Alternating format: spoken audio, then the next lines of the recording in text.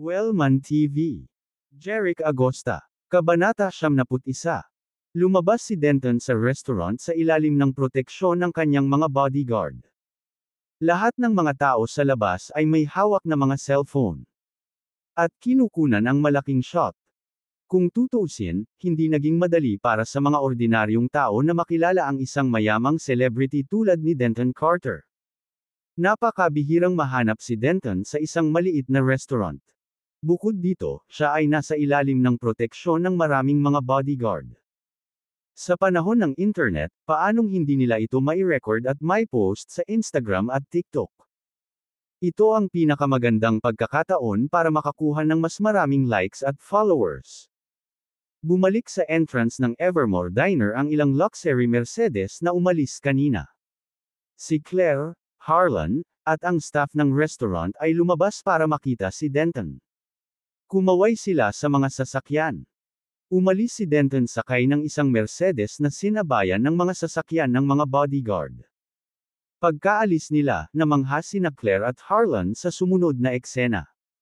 Nagsimulang maglakad ang karamihan ng mga nanunood sa labas sa restaurant at umorder ng pagkain. Hindi makapaniwalang tumingin si Harlan kay Claire at nagtanong, anong nangyayari? Naalala niya na walang kabuluhan ang ginawa ng kanyang mga empleyado na subukan ang mga taong iyon sa mga pagkain sa restaurant. Paano na ngayon ang kanilang inisyatiba? Nagulat din si Claire nang makitang napuno ang restaurant. Saglit siyang nataranta, pagkatapos ay nahihiyang ngumiti at sinabi kay Harlan, dapat dahil sa lolo ko at sa mga bodyguard niya. Sarap na sarap sila sa pagkain. Kaya ang mga taong ito ay nakumbinsi nila. Biglang naintindihan ni Harlan. Ikaw at si Mr. Carter ay nag-advertise ng aming restaurant. Iyon ang pinakamagandang promosyon kailanman. Maraming salamat. Umiling si Claire at sinabing, no need to thank me. Nakalimutan mo na ba na isa din ako sa may-ari? Tama ka. Dahil may mga bisita tayo ngayon, babalik ako sa trabaho. Oo, mas mabuting hayaan kitang makuha ito. Mabilis na naglakad pabalik si Harlan sa restaurant. Lumiwanag ang mukha ni Claire nang makita ang siksik ang restaurant at ang mga abalang waiter. Isang matamis na ngiti ang pinakawalan niya. Napansin niya ang potensyal para sa isang restaurant na may natural na pangangalaga sa kalusugan ng ibahagi ni Jeric ang kanyang mga saloobin sa bagong konsepto sa kanya. Matapos subukan ang mga pagkain sa Evermore Diner, kumpiyansa siyang magiging sikat ang ganitong uri ng restaurant. Nagplano siyang ayusin ang address ng branch at kumuha ng mga supplier ng ingredient. Pagkatapos noon, tatakpan niya ang Evermore Diner at ipoproseso ang pagpaparehistro nito. Dahil magkakaroon ng maraming murang imitators kapag naging popular ang natural na ideya sa pangangalagang pangkalusugan at Evermore Diner. Kailangan niyang mag-isip ng maaga upang matiyak ang hinaharap nito at isang lugar para dito sa marker. Makalipas ang halos kalahating oras, lahat ng bisita ay nakatikim ng simpleng pagkain. Ang inihaw na manok ay makatas, malambot, at masarap. Ang tonic na inumin ay gawa sa lahat ng uri ng ligaw na gulay at kakaiba ang lasa. At ang rice noodle ay mabango at malambot. Bukod sa mga iyon, nasiyahan din ang mga bisita sa iba pang mga pagkain. Ang mga masasarap na pagkain ay lalong nagpagutom sa mga bisita. Sumigaw sila, excuse me, one more roast chicken, please. Salamat. Isang tonic drink pa, please. Hayaan mo akong magdagdag ng isang piraso ng rice noodles. Salamat. Excuse me. Gusto kong mag-order. Ang lahat ng mga bisita ay naging mga gutom na lobo. Ang masarap na pagkain sa bukid ay ganap na nanalo sa kanila. Ang mas malala pa, mas maraming dumaraan sa labas na naghahanap ng makakain ang pumasok sa Evermore Diner dahil napakasigla nito at lahat ay nangungulila sa pagkain. Mas maraming tao ang pumasok sa restaurant. Kaya, isang nakakagulat na masiglang eksena ang naganap sa restaurant. Sa sandaling umalis ang isang grupo ng mga bisita, mas maraming bisita ang magtitipon sa paligid ng bakanteng mesa. Bukod dito, lahat ng papaalis na bisita ay bibili ng mga membership card kapag nagbabayad ng kanilang mga bill.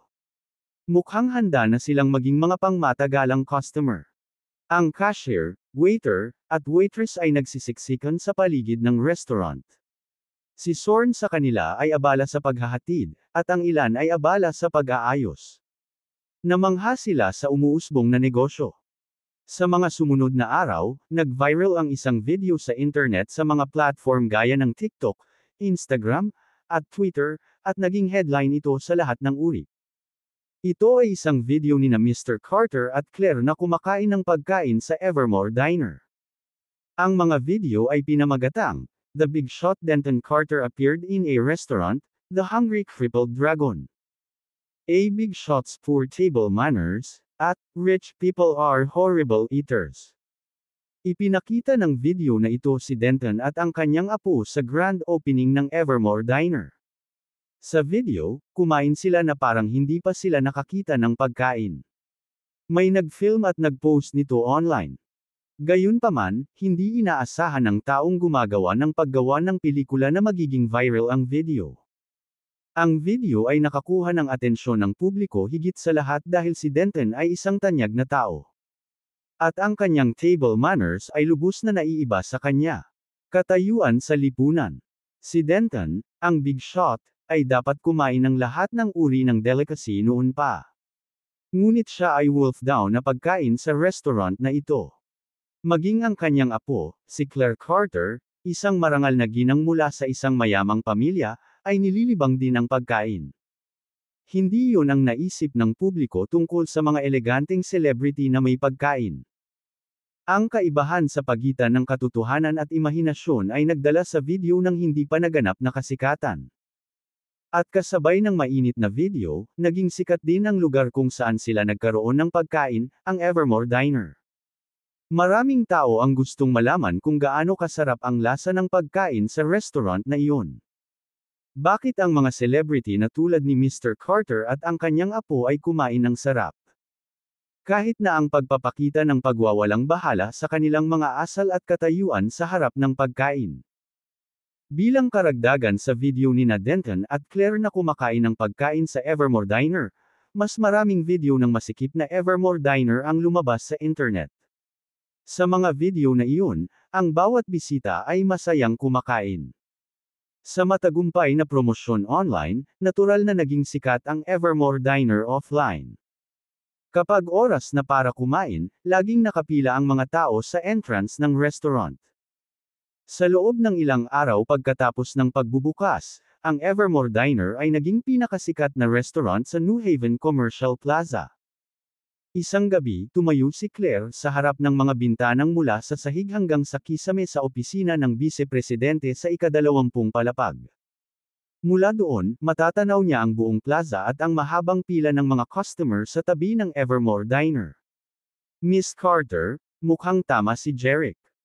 Ang Evermore Diner ang naging pinakasikat na restaurant sa loob ng isang buwan, ang paghanga ni Irene, na nakatayo sa tabi ni Claire.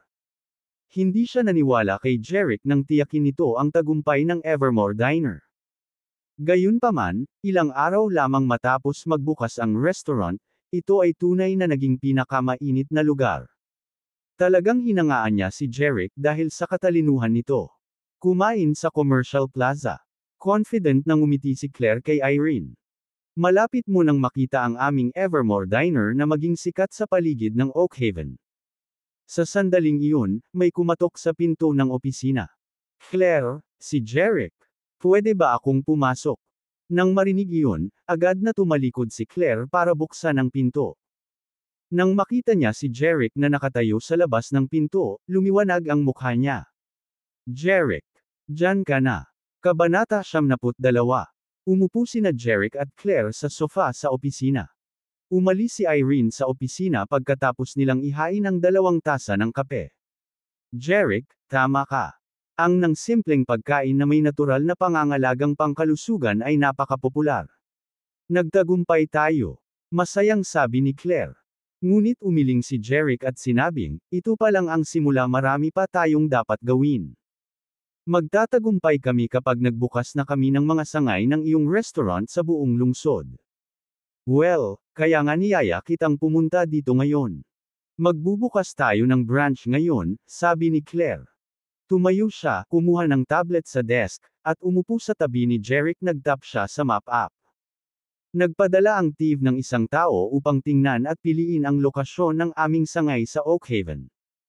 Nakapunta na ako sa mga lugar na nahanap nila para tingnan sila. Lahat sila ay mahusay na pagpipilian patungkol sa lokasyon at kasikatan. Sabi ni Jeric, well, ikaw ang bahala. Alinmang lokasyon ang pipiliin mo ay ayos lang. Pero may problema. Ang lokasyon napili ko ay napapalibutan ng mga hotel at fast food na lugar na bahagi ng Gastronova Ventures. Kailangang harapin ng aming sangay ang malakas na pressure sa kompetisyon. Ibinahagi ni Claire ang kanyang mga alalahanin. Tiningnan na ni Jeric ang background ng Gastronova Ventures. Ito ay isang negosyo sa ilalim ng pangalan ng pamilyang Palmer. Anong coincidence? Nagkaroon ng masamang damdamin sa pagitan niya at ng mga Palmer. Bukod dito, ito ang pinakamalaking grupo ng restaurant sa Oakhaven na may bilyon-bilyong halaga sa pamilihan. Si Jeric ay nahaharap sa isang hindi may iwasang komersyal na digmaan laban sa Gastronova Ventures mula noong nagpasya siyang tatak ang Evermore Diner at buksan ang mga sangay nito sa bawat commercial plaza sa Oakhaven. Nagtataglay sila ng sama ng loob sa isa't isa, kaya mas matindi ang digmaan. Hindi natakot si Jeric sa market competition na kanyang makakaharap mula sa Palmers. Ayon sa kanyang God's Eye, ang Gastronova Ventures ay matatalo ng natural na healthcare restaurant ni Claire at kalaunan ay isasara. Ang pamilyang Palmer, isang nangungunang mayamang pamilya, ay bababa pagkatapos noon. Nauna nang ipinatupad ni Jeric ang natural na healthcare restaurant upang mas mabilis na bumagsak ang mga Palmer. Matigas na sinabi ni Jeric kay Claire, matatalo ng aming Evermore Diner ang Gastronova Ventures. Hindi nagustuhan ni Claire ang pamilya Palmer noong una, kaya pumayag siya. Tumango siya kay Jeric nang may kumpiyansa at determinasyon sa kanyang mga mata. Pagkatapos, nagsimula siyang magsalita tungkol sa mga paghahanda para sa pagbubukas ng isang sangay. Kung palalawigan natin ang negosyo, magkakaroon ng 12 dosenang sangay. Sa oras na iyon, kakailanganin namin ng mga may kakayahang supplier ng sangkap na kayang humawak ng logistic at daan-daang kusinero na maaaring maghanda ng simpleng pagkain. Tumango si Jeric at sinabing, maaari kang tumutok na lang sa pagbubukas ng sangay. Ako na ang bahala sa lahat ng bagay na ito na may kinalaman sa mga supplier at empleyado. Curious sa loob-loob ni Claire. Naisip niya, kaya ba niyang tiyakin na makakakuha tayo ng napakaraming sangkap? At saka, saan siya maghahanap ng daan-daang kwalipikadong magluto? Ngunit nagtiwala siya kay Jeric nang hindi nagtatanong. Siya ay isang tao na nananatili sa kanyang salita. Ang kasikatan ng Evermore, pinatunayan ng diner ang lakas ni Jeric. Noong gabing iyon, nag-usap sila tungkol sa maraming plano para sa Evermore Diner. Kasabay nito, sa manor ng pamilya Palmer, nakaupo si Benjamin sa sofa sa sala, nanunood ng isang video na kamakailan ay nag-viral sa kanyang telepono. Ang video na ito ay tungkol kay Denton at Claire na kumakain ng pagkain sa Evermore Diner. Matapos mapanood ang video, bahagyang napangiwi si Benjamin. Tumingin siya sa kanyang ama, si Wallace Palmer, na nakaupo sa isa pang sofa, at nalilitong nagtanong. Dad, bakit sa palagay mo kumain si Mr. Carter sa restaurant na iyon? At paanong ang kanyang video ay naipost sa buong internet? Yan ang hype ni Claire. I heard that this restaurant belongs to her and Jeric's parents, walang pakialam na sagot ni Wallace. Nakakahiya sa kanya na gamitin ang kanyang lolo para lang i-hype up ang restaurant. Naguguluhan pa rin si Benjamin at nagtanong, bakit sa tingin mo pinili ni Claire ang catering industry? Magkano ang kikitain ng maliit na restaurant na ito? Naniniwala ako na ginawa niya ito upang bumuo ng isang mas malakas na bono kay Jeric. Kung hindi, bakit hindi sila magtayo ng isang kumikitang kumpanya? Siyempre, maliit na restaurant lang ang kayang pamahalaan ni Gilitior sa kanyang mahinang lakas, naiinis na sabi ni Wallace. Tumango si Benjamin bilang pagsang-ayon. Na may katuturan. Narinig ko na kinansela ni Mr. Carter ang pakikipag-ugnayan sa pagitan namin, ngunit ang pananalapi ni Claire ay nasa ilalim pa rin niya. Hindi niya magagamit ang pondo ng pamilya Carter nang walang limitasyon maliban kung nagawa niyang gumawa ng magandang trabaho sa proyekto ng New Haven Commercial Plaza. Pero medyo imposible dahil halos hindi tumaas ang performance ng New Haven Commercial Plaza nitong nakaraang 6 na buwan, he continued. Kung hindi matugunan ni Claire ang mga kinakailangan, imumungkahi ni Mr. Carter na magpakasal kaming muli.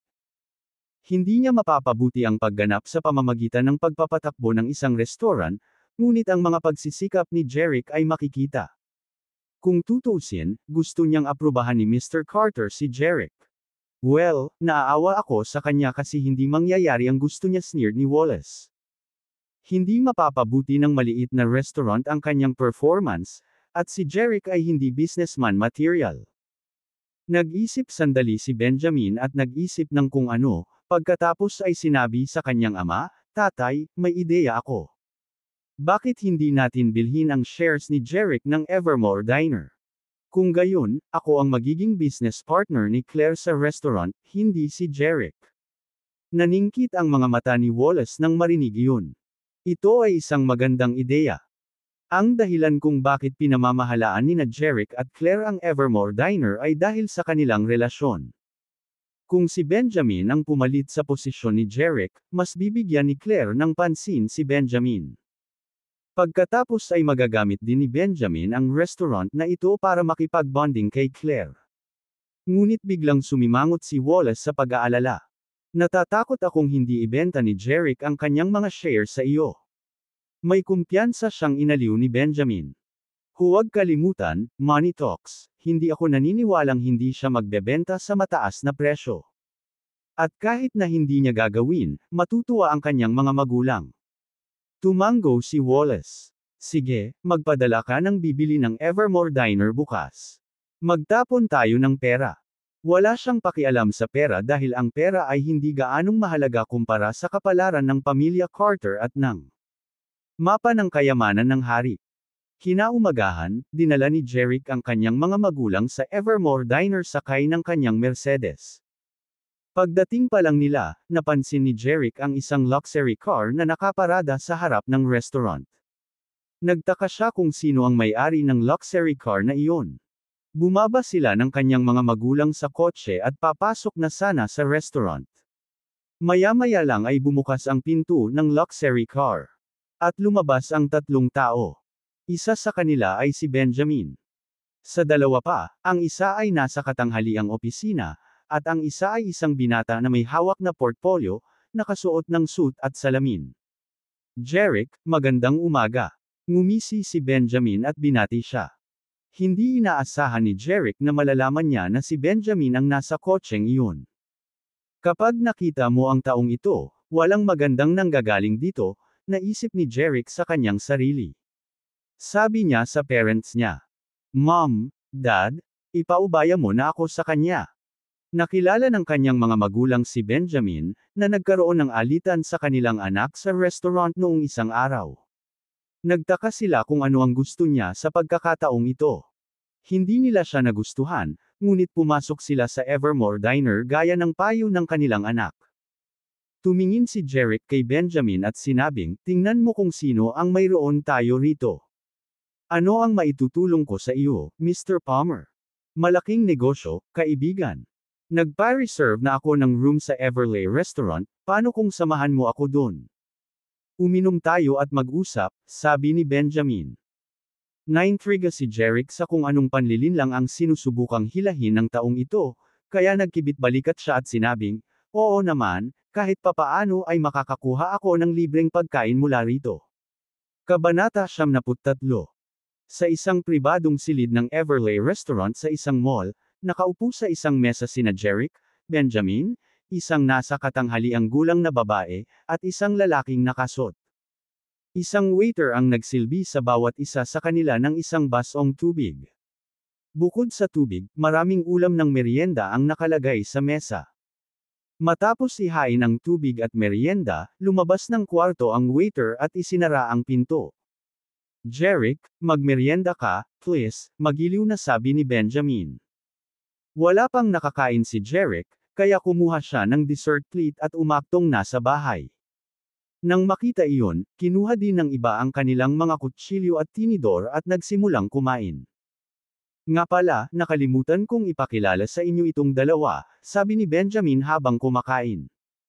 Si Jerick ay abala sa pagkain at hindi man lang itinaas ang kanyang mga mata habang sinabi niyang, ipakilala mo sila.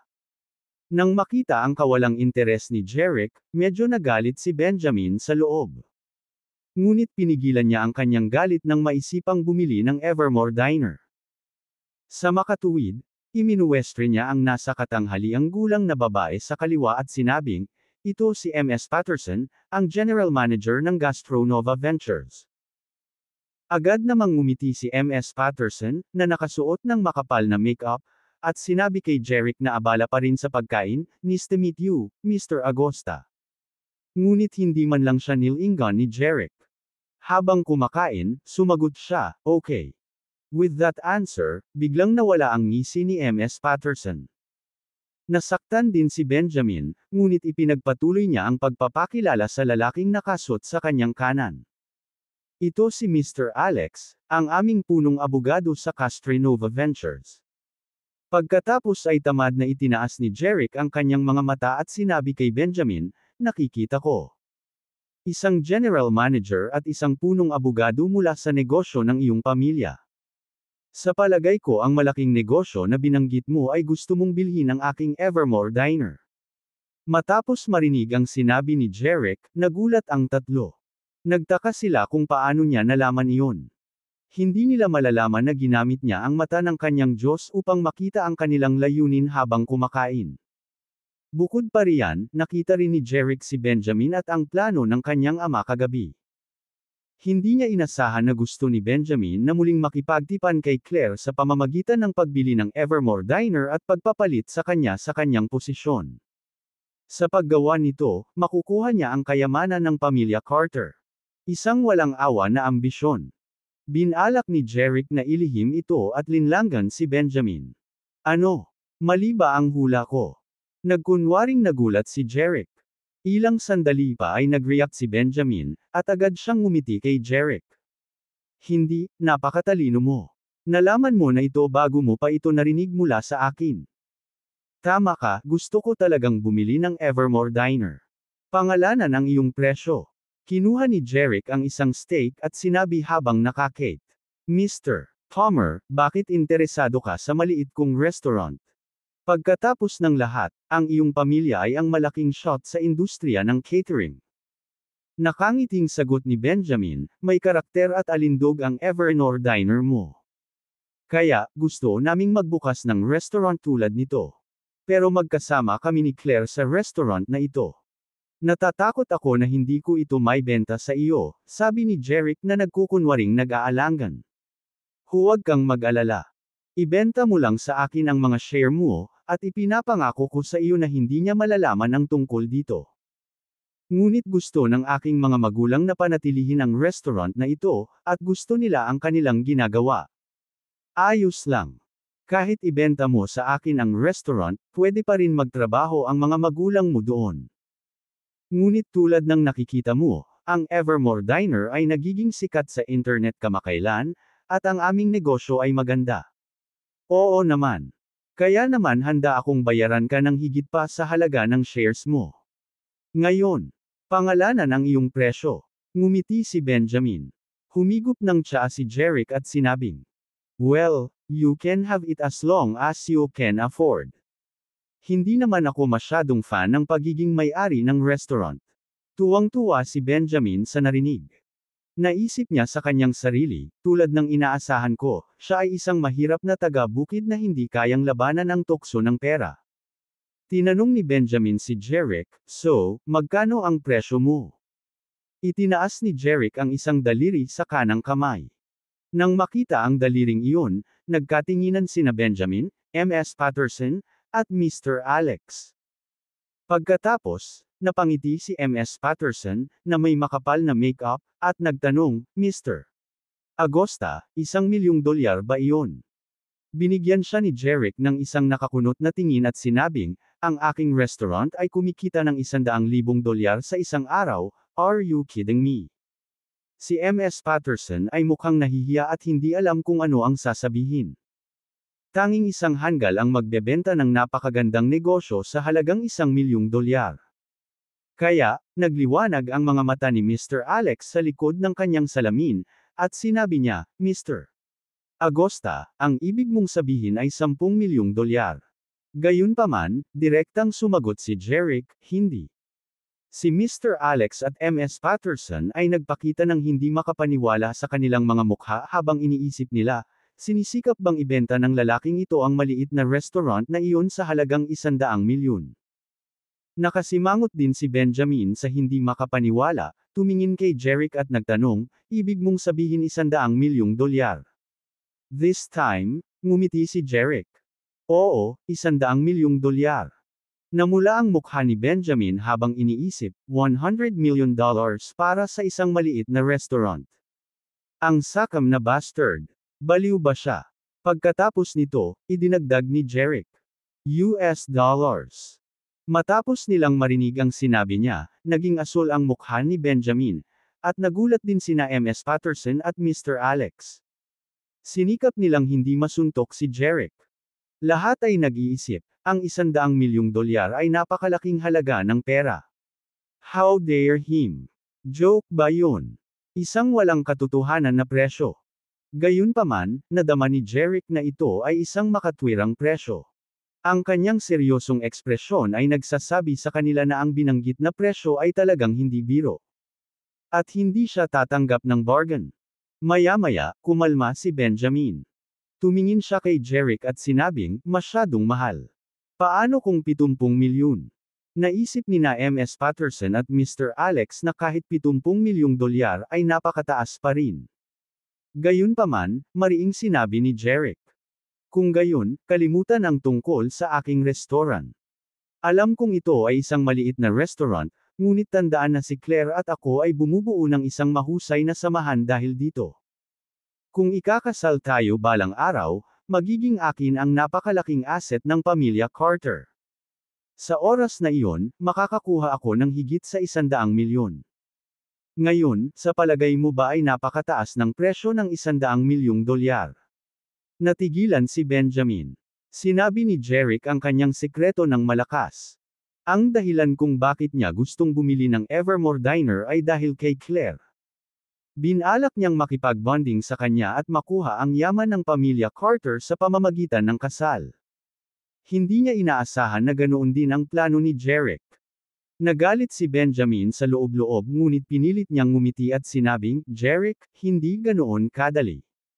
Natatakot akong hindi papayag si Mr. Carter na pakasalan mo si Claire. Hindi ka kasi galing sa mayamang pamilya.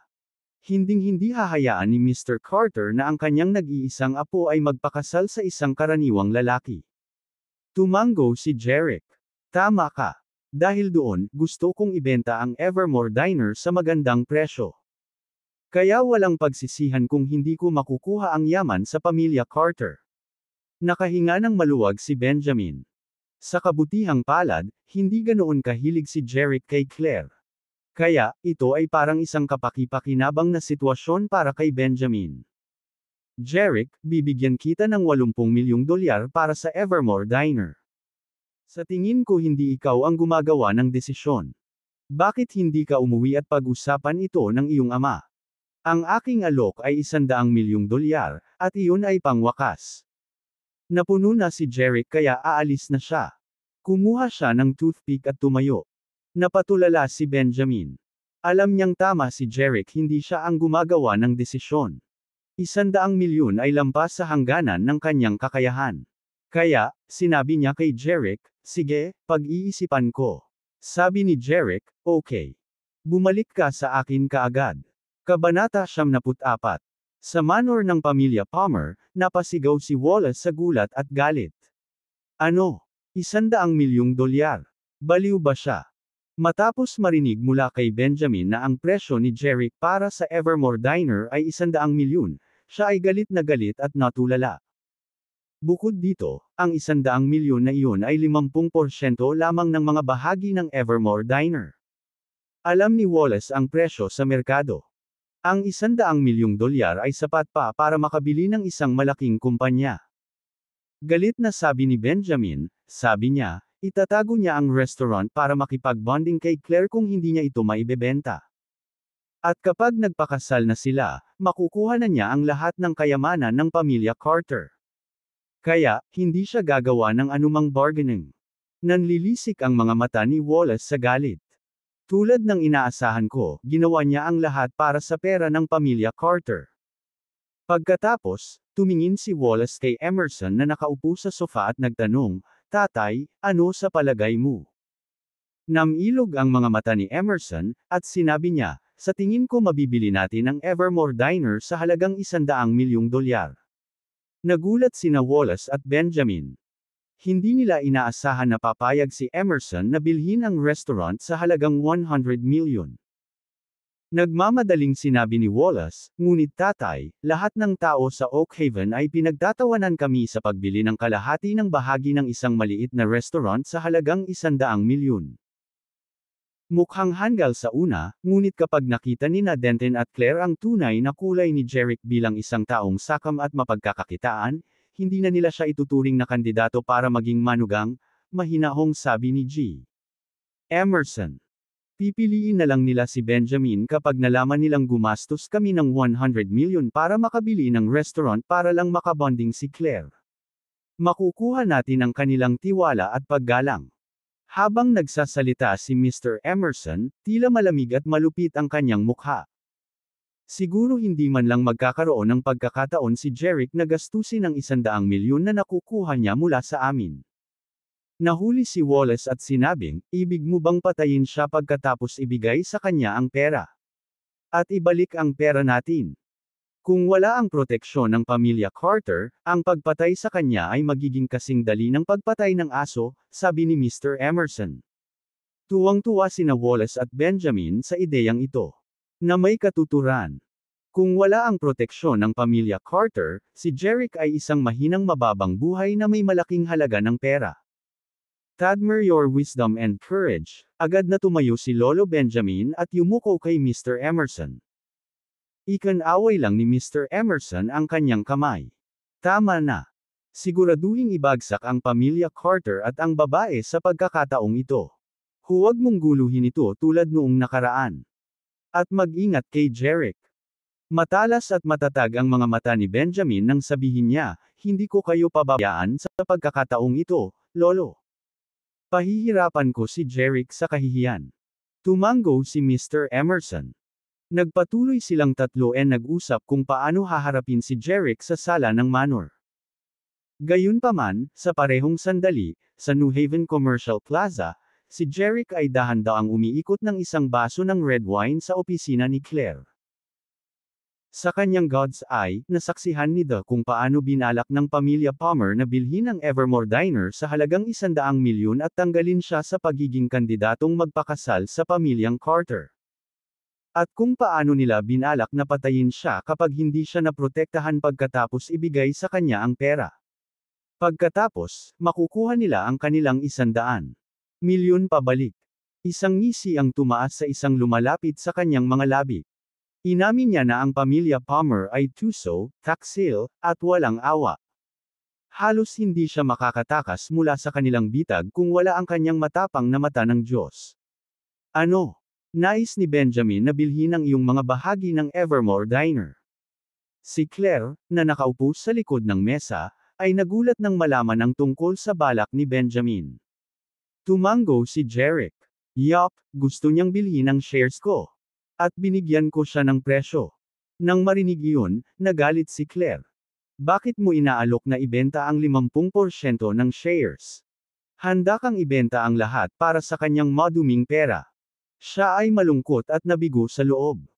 Ang dahilan kung bakit niya binuksan ang Evermore Diner kasama si Jeric ay para magbonding sila. Bukod doon, naantig siya sa ideya ng natural na pagkain sa pangangalagang pangkalusugan. Gayunpaman, ibebenta ni Jeric ang kanyang mabuting kalooban at ang kanyang mahalagang Evermore Diner kay Benjamin, na ikinainis niya. Ang pinaka, hindi niya lang maintindihan. Kalmadong sinabi ni Jeric, una sa lahat, sinabi ko lang na ibebenta ko ang 30% ng Evermore Diner sa New Haven Commercial Plaza, hindi ang 500% ng Evermore Group. Pangalawa, hindi ito dirt money. Humingi ako ng 100 milyon para sa 50% ng shares ng restaurant na ito. Natigilan si Claire. Pagkaraan ng ilang sandali, natauhan siya at sinabing, ibig mong sabihin, ibebenta mo ang kalahati ng mga bahagi sa halagang 100 milyong dolyar. Kalahati ng bahagi ng isang maliit na restaurant ay ibebenta ng 100 milyong dolyar. Nagulat siya dahil walang magnenegosyo ng ganoon. Maliban kung ang restaurant ay gawa sa ginto. Bukod dito, sinabi ni Jeric na 50% lang ng shares ng isang restaurant ang ibebenta niya, hindi ang kabuuan ng Evermore Group. Ibig sabihin, si Jeric pa rin ang partner ni Claire. Tinatapos lang nila ang partnership sa restaurant sa New Haven Commercial Plaza. Katanggap-tanggap iyon. Pero medyo nalilito pa rin siya. Handa ba silang magbayad ng 100 milyon para makabili ng 50% ng shares ng Evermore Diner? Sinabi ni Jeric kay Claire ang tungkol sa plano ni Benjamin. Gusto ni Benjamin na gamitin ang restaurant para makipag-bonding sa kanya, para makuha niya ang lahat ng kayamanan ng pamilya Carter pagkatapos magpakasal. Kanya. Sa huli, tumingin si Jeric kay Claire at sinabing, mukhang malugi sila pagkatapos gumastos ng 100 milyong dolyar, ngunit ay napakatalino. Matapos marinig ang sinabi niya, nagtatakang nagtanong si Claire, sinabi ba sa iyo ni Benjamin ang lahat? Umiling si Jeric, hindi. Nanghuhula lang ako, pero medyo malapit na. Natahimik si Claire. Alam niyang tama si Jeric, gusto ng pamilya Palmer na ayusin ang kasal para lang makuha ang yaman ng pamilya Carter. Hindi ko hahayaang manalo sila. Sabi ni Claire na may talas sa kanyang mga mata. Tumango si Jeric. Siyempre hindi natin hahayaang manalo sila. At saka, babayaran namin sila para dito. Bayaran mo. Naguguluhang tumingin sa kanya si Claire. Ilang sandali pa ay bumulong si Jeric sa kanyang tenga. Matapos niyang marinig ang ibinulong nito, lumiwanag ang mukha nito at ngumiti. Magandang plano. Itinaas ni Jeric ang baso ng red wine at may ngiti sa labi, hintayin na lang natin ang 100 milyon para sa susunod nating branch. Cheers! Isang matamis na ngiti ang sumilay sa mukha ni Claire. Itinaas din niya ang kanyang baso ng alak mula sa mesa, at pagkatapos ay nag-chink sila ng mga baso. Cheers! Kabanata 75. Kinabukasan ng tanghali, nagmaneho sina Jeric at Gerald papunta sa parking lot ng Atlas Hotel. Ang Atlas Hotel ay isang 5-star hotel na pag-aari ng pamilya Palmer pati na rin ang pinakasikat na hotel sa Oak Haven. Pumunta dito si Jeric dahil sa tawag ni Benjamin kagabi. At ngayon, doon nila pipirmahan ang kontrata ng pagbili tungkol sa 50% ng shares ng Evermore Diner. Nag-aalala si Gerald sa kaligtasan ni Jeric, kaya sumama siya. May hawak na dokumento si Jeric habang bumababa sa sasakyan kasama si Gerald. Sabay silang pumasok sa Atlas Hotel. Nasa itaas na palapag ng hotel ang opisina ng chairman. May 2 gwardya na nakasuot at salaming pang-araw na nakatayo sa harap ng pinto. Nang makitang papalapit sina Jeric at Gerald, nagtaas ng kamay ang 2 bodyguard para pigilan sila. Mahigpit nilang tinanong, sino ka? Ako si Jeric, iniimbitahan ako ni Benjamin dito, aniya. Iniskan siya ng isang bodyguard at sinabing, maaari kang pumasok, ngunit huwag ang lalaking nasa likod mo. Sinabi ni Jeric kay Gerald, hintayin mo ako sa labas. Tumango si Gerald. Bagamat hindi siya makapasok, maaari siyang pumasok kapag may nangyari kay Jeric. Binuksan ng mga bodyguard ang pinto ng opisina at sinabing, pumasok ka. Pumasok si Jeric sa opisina. Mabilis na isinara ng bodyguard ang pinto sa likuran niya. Maligayang pagdating. Jeric, nandito ka na. Pagpasok ni Jeric sa opisina, narinig niya ang isang boses ng pagtanggap. Kasunod ng boses, nakita niya si Benjamin na nakatayo mula sa malaking upuan sa likod ng kanyang mesa na puno ng tuwa ang mukha. Bukod kay Benjamin, si Ms. Patterson at Mr. Alex ay nakaupo sa sofa sa tabi niya. Naalala ni Jeric ang kanilang mga mukha. Bahagyang tumango si Jeric kay Benjamin. Sorry kung pinaghintay kita. Huwag mag-alala. Maupo ka muna. Magiliw siyang sinenyasan ni Benjamin na maupo sa sofa. Umupo si Jeric. Nang makita iyon, tumayo si Ms. Patterson at kumuha ng 2 tasa ng kape mula sa coffee machine, at pagkatapos ay inilagay ang mga tasa ng kape sa mesa sa harap nina Jeric at Benjamin. Humigop ng kape si Benjamin. Tumingin siya kay Jeric at sinabing, "Diretso na tayo sa punto. Kahapon, nag-quote ka sa akin ng 100 milyon para sa 50% ng shares ng Evermore Diner. Pagkatapos talakayin ito sa aking pamilya, lahat sila ay sumang-ayon na ang naka-quote na presyo ay hindi makatwirang mataas. Pero pinag-isipan pa namin. Sa tingin namin ang Evermore Diner ay may sariling kagandahan at karakter. Higit sa lahat, makaka-cooperate ako kay Claire. Napakahalaga nito sa akin. Si Claire ang dream girl ko noon pa man. Kaya paulit-ulit akong nakiusap sa aking pamilya. Sa huli, pumayag silang magbayad ng 100 milyon para sa 50% ng mga bahagi ng Evermore Diner." Tumango si Jeric. "May matalas kang mata, Mr. Palmer. Ito ay isang magandang deal." Nang marinig iyon, pilit nang ngumiti si Benjamin. Siyempre naman. Pero sa loob-loob niya ay nagmumura siya, "Yeah, a good deal for you, bastard." Siya ay nagdurusa ng isang malaking kawalan. Hinding-hindi siya magagastos ng ganito kalaking halaga kung hindi dahil kay Claire at sa pamilyang Carter. Gayunpaman, tulad ng sinabi ng kanyang lolo, maaaring hindi pa rin magastos ni Jeric ang pera. "Mr. Alex, dalhin mo sa amin ang kontrata, pakiusap," sabi ni Benjamin sa kanyang abogado.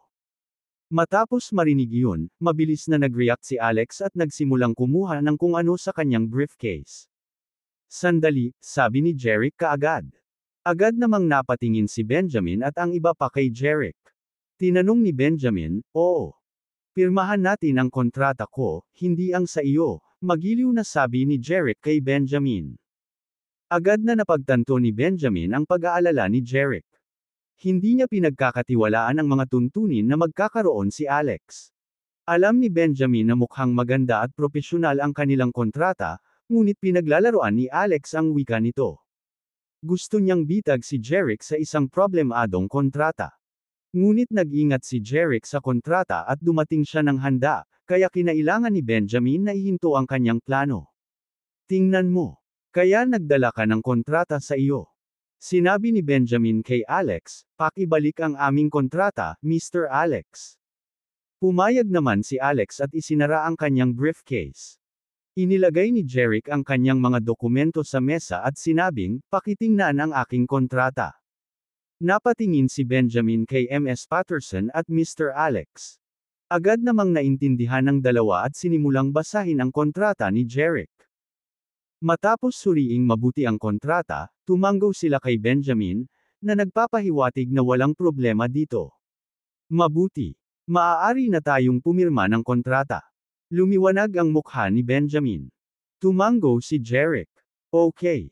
Gawin natin ang deal." Binuksan muli ni Mr. Alex ang kanyang briefcase. Naglabas siya ng 2 panulat at iniabot ang tig-isa kina Jeric at Benjamin. Naglabas din siya ng inkpad. Pinirmahan nila ang kanilang mga pangalan at pinindot ang kanilang mga fingerprint sa huling pahina ng kontrata. Pagkatapos ng hakbang na iyon, magkakaroon ng kontrata sina Jeric at Benjamin sa ilalim ng selyo sa 2 kopya.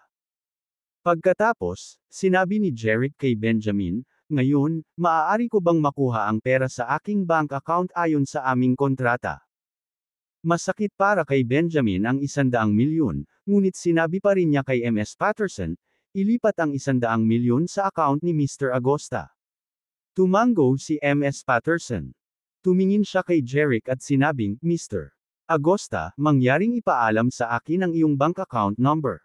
Kinuha lang ni Jeric ang isang bank card mula sa kanyang bulsa at ipinakita ito kay Ms. Patterson. Ilipat ang pera sa card na ito. Ito ay para sa isang bank account sa Julius Bank.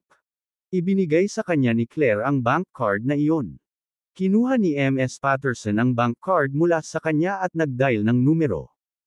Sinabi niya sa telepono, "Hello, mangyaring ilipat ang 100 milyong dolyar sa account number na ito." Pagkatapos ay ibinigay niya sa kabilang dulo ang kanyang bank account number. Pagkatapos nito, ibinaba niya ang telepono at ibinalik ang card kay Jeric, at sinabing, Mr. Agosta, inilipat namin ang pera sa pangalawa, iyong account. Darating ito kahit saan. Binawi ni Jeric ang kanyang card at tumango. Salamat. Pagkatapos, casual niyang inilagay ang bank card sa kanyang bulsa. Beep. Beep. Maya-maya lang ay nakatanggap siya ng mensahe. Pinindot niya ang message. Galing iyon kay Claire. Simple lang ang mensahe niya, 100 milyon ang dumating. Si Claire ang may-ari ng bank card, kaya siya ang taong nakatanggap ng impormasyon tungkol sa account. Dahil natanggap na niya ang pera, natapos na ni Jeric ang kanyang gawain. Sinabi niya kay Benjamin, dahil natapos na natin ang deal, aalis na ako ngayon. Ngunit ngumiti si Benjamin at tinawag siya. Malapit ng tanghalian. Dahil ikaw ay nasa aming Atlas Hotel, ililibre kita, at maaari naming ipagdiwang ang aming matagumpay na deal sa negosyo. Matapos marinig ang sinabi niya, mabilis na napagtanto ni Jeric na may iniisip siya. Kaya, ginamit niya ang kanyang mata ng Diyos upang makita kung ano ang malapit nang mangyari. Isang ngiti ang tumaas sa isang sulok ng kanyang mga labi nang mapagtanto niya, oh, ganyan yan. Sinabi niya kay Benjamin, dahil handa kang magbayad, handa akong samahan ka sa tanghalian. Magaling. Ikaw ang magiging bisita ko. Bumaba na tayo. Nag-walk out sina Jeric at Benjamin, at sumunod sa likuran nila sina Ms. Patterson at Mr. Alex. Kabanata 76. Sa isang marangyang pribadong silid sa Atlas Hotel. Umupo sina Jeric at Benjamin sa kanilang mga upuan, habang sina Ms. Patterson, Mr. Alex, at Gerald ay nasa isa pang pribadong silid sa tabi. Naghain ng tsaa ang waitress kina Jeric at Benjamin. Bagamat nakaupo na sila, hindi agad umorder ng pagkain si Benjamin. Parang may hinihintay siya. Humigop si Jeric at sinabi kay Benjamin. Nag-imbite ka ba ng iba? Nakangiting sumagot si Benjamin, oo, ginawa ko. Malapit na silang makarating dito. Walang sabi-sabing tumango si Jeric. Pagkatapos ng kanilang pag-uusap, narinig nila ang mga boses at yabag mula sa labas ng pinto. Binuksan ng waiter ang pinto ng private room, pagkatapos ay pumasok sina Mr. Emerson at Wallace. At sumusunod sa likuran nila ay sina Denton, Claire, Christopher, at ang kanyang asawa. Halos lahat ng pangunahing miyembro ng Carters at Palmers ay dumating. Maligayang pagdating, mangyaring umupo. Masiglang sabi ni Emerson sa mga miyembro ng pamilya Carter. Medyo nagulat si Denton nang makita niya si Jeric, at tinanong siya, bakit ka nandito? Bago makapagpaliwanag si Jeric, sinabi ni Benjamin kay Denton, kakabili ko lang sa kanya ng Evermore Diner, kaya naimbitahan siya pagkatapos isara ang aming deal. Nang marinig iyon, napakunot ang noo ni Denton. Sinulyapan niya si Jeric at saka naupo sa katahimikan. Nang makita iyon, natuwa si Benjamin. Naisip niya na nadismaya si Mr. Carter dahil ibinenta na ni Jeric ang restaurant.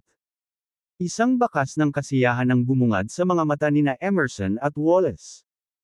Alam nila na sinadyang ipaalam ni Benjamin kay Mr. Carter ang tungkol sa deal, kahit na parang inosente si Benjamin.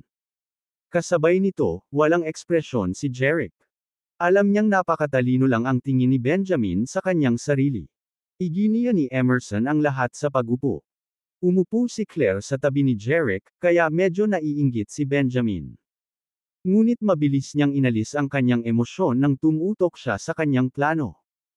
Binalak niyang mawala si Jeric sa tabi ni Claire sa pamamagitan ng pagsasabi kay Mr. Carter kung ano ang tunay niyang kulay. Ihain mo na ang mga ulam.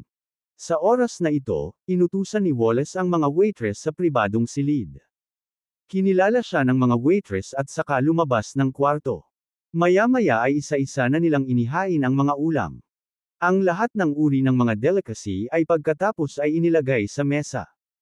Pagkatapos ay naghain ng alak ang mga waitress sa lahat.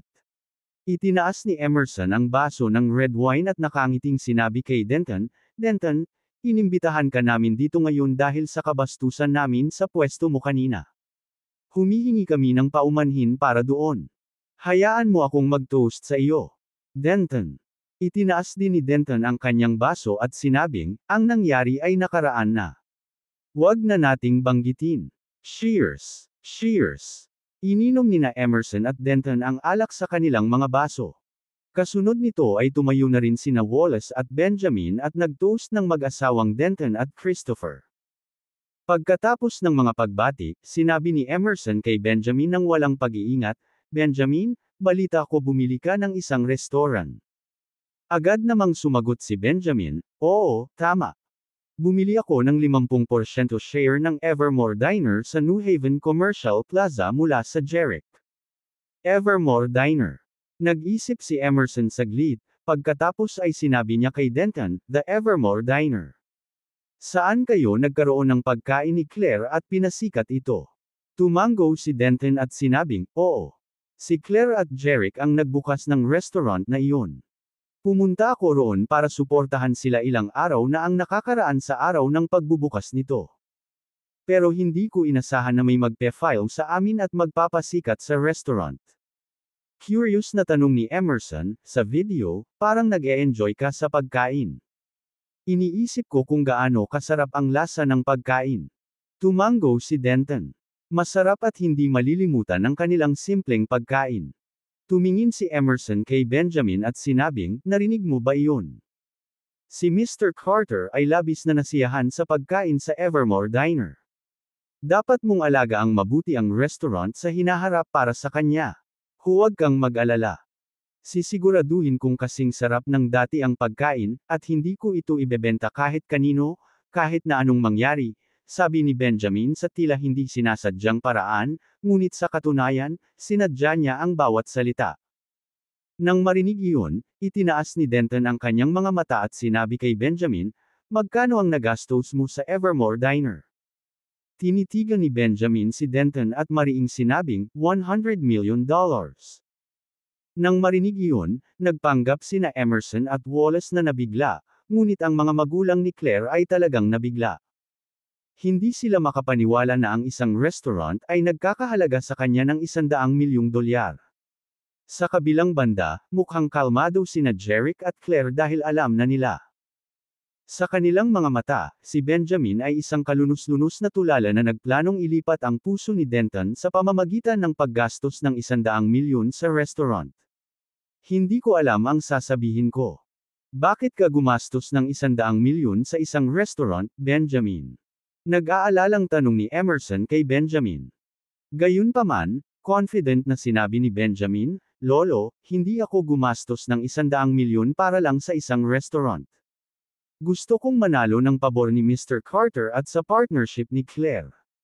So, $100 million was a good deal to me. Ginastos ko ang lahat para kay Claire, at gusto ko siyang maging asawa ko sa hinaharap.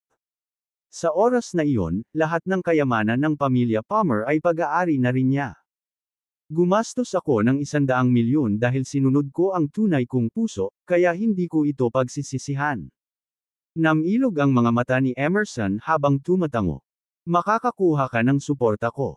Tama ka. Si Claire at Mr. Carter ay nararapat sa lahat ng ating kayamanan. Seryoso ring tumango si Wallace, oo. Nasa iyo ang aming suporta. Nang magsaya ang mga Palmer sa drama, inisip nila kung maluha-luha ba ang mga Carters. Pagkatapos nito, minamaliit nila si Jeric, nakakabenta lang ng restaurant. At syempre, mas magiging maganda ang tingin nila kay Benjamin. Gayunpaman, tulad ng inaasahan nila ang papuri mula sa pamilya Carter, biglang sumambulat ang isang palakpakan. Teka, sino ang pumapalakpak? Una nilang inisip na pinupuri sila ni Mr. Carter at pumalakpak. Pero, nang mapansin nila ang gumagawa ng pumapalakpak, lahat sila ay nagalit sa loob. Dahil ang taong iyon ay si Jeric. May matingkad na ngiti sa kanyang mukha, tumingin si Jeric sa kanila at pumalakpak. Naantig ako sa iyong sinseridad at job para kay Claire at sa pamilyang Carter. Nasaan ang palakpakan? Para kay Claire at sa pamilyang Carter, cheers! Pagkasabi niyon ay tumayo siya ng masama at ininom ang kanyang alak sa harap ng mga miyembro ng pamilya Palmer. Namula ang mukha ni Benjamin dahil pinapahiya sila ni Jeric. Ang pamilyang Palmer at ang pamilyang Carter ang dapat na maging sentro ng atensyon sa piging na ito. Bakit pinagtawanan ni Jerick sila? At bakit siya pumalakpak at nag-toast sa kanila? Sino ba siya sa akala niya? Si Benjamin ay nagngangalit sa loob. Anong meron sa kanya? Kabanata 77. Bagamat galit na galit si Benjamin, kailangan pa rin niyang mapanatili ang magandang asal. Ngunit hindi siya kailanman uminom kasama si Jerick. Humarap si Benjamin kay Denton at sinabing, "Pakiusap, hayaan mo akong mag-propose ng toast sa iyo. Hangad ko sa iyo ang isang mahaba at masayang buhay." Ngunit ikinaway ni Denton ang kanyang kamay at sinabing, "Salamat, ngunit matanda na ako at hindi na ako makainom ng marami ngayon. Iinom ako ni Jerick." Nang marinig iyon, medyo napahiya si Benjamin. Hindi niya nakitang darating iyon. Napaisip siya, bakit pabor pa rin siya kay Jerick? Bakit hindi siya galit sa kanya sa pagbebenta ng restaurant? Ngunit pagkatapos ay naniwala siya sa sinabi ni Denton, at naisip, siguro hindi talaga magaling si Denton sa paghawak ng kanyang alak.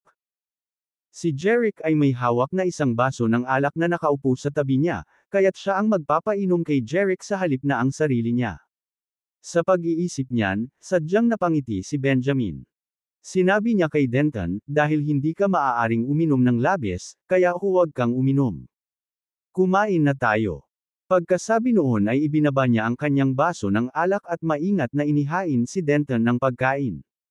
Sinadya niyang pinabayaan si Jerick dahil ayaw niyang uminom ng alak kasama niya. Ngunit walang pakialam si Jerick. Agad niyang itinaas ang kanyang baso at sinabi kay Claire, "Cheers to me for successfully selling the shares of Evermore Diner, and cheers to the Evermore Group's promising future." Matamis na ngumiti si Claire at matikas na itinaas ang kanyang baso. Cheers! Para sa kinabukasan ng Evermore Group. Nagklink sila ng baso at ininom ang kanilang alak. Nang makita iyon, si Benjamin at ang kanyang ama at lolo ay nataranta. Hindi ba dapat magalit si Claire sa ginawa ni Jerick? Kung tutuusin, nabenta na niya ang kalahati ng shares. Bilang karagdagan, ano ang Evermore Group na binanggit ni Jerick? Naramdaman nila na may mali. "Huwag kang magalit kay Jerick sa pagbebenta ng shares," sabi ni Benjamin kay Claire. Kahit wala ang restaurant, nakakapag-develop pa rin siya ng magandang bagay sa ibang negosyo. Sinusubukan niyang ihiwalay ang mga ito sa pamamagitan ng pagsasabi ng magagandang salita. Nagkunwari siyang nagmamalasakit, pero gusto niya itong magalit. Gayunpaman, nabigo siyang gawin ito. Sa kabaligtaran, ngumiti si Claire kay Benjamin, na bihirang makita para sa kanya, at sinabing, "Hindi ako galit kay Jerick. Ang mga share na ibinenta niya ay pag-aari ng isang branch restaurant ng aming Evermore Group. Ibinenta niya ang mga ito sa halagang 100 milyon, na nagbigay daan sa aming Evermore Group na magkaroon ng sapat na kapital para mapalawak.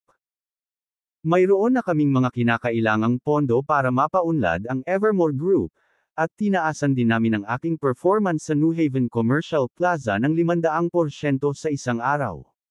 Pagkasabi noon ay matamis niyang tiningnan ng lolo. "Lolo, naging sapat na ba ang aking pagganap upang alisin ang aking mga paghihigpit?" Isang magiliw na ngiti ang lumitaw sa mukha ng matanda, at tumango siya kay Claire. "Ang aming unang kasunduan ay para sa iyo na taasan ang iyong pagganap sa New Haven Commercial Plaza ng 10% sa loob ng 2 taon, at iyon ang iyong layunin.